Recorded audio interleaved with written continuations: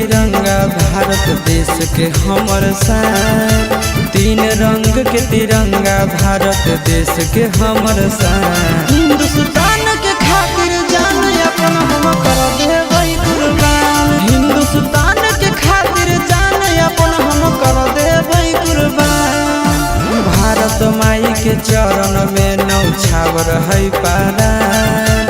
भारत माई के चरण में नौछावर है पारान। हिंदुस्तान के खातिर जान अपन कर देबै कुर्बान। हिंदुस्तान के खातिर जान अपन हम कर देबै कुर्बान।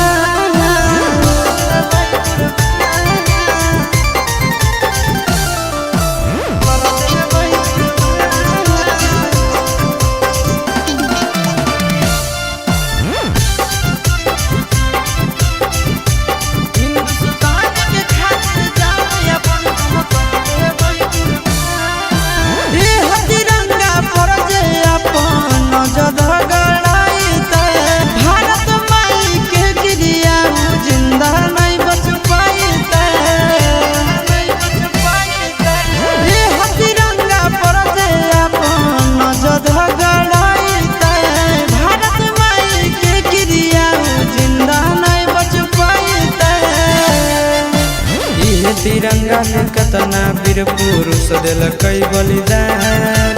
इहे तिरंगा में कितना वीर पुरुष दिलकै बलिदान। हिंदुस्तान के खातिर जान अपन हम कर देबै कुर्बान।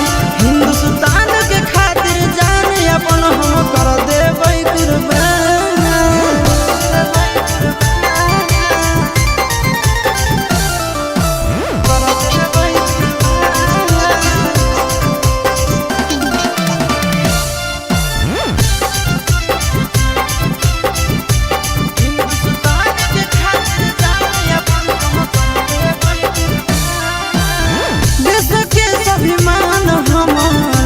से है बढ़ के झंडा फहराइबै दुश्मन के छाती पर गाड़ के।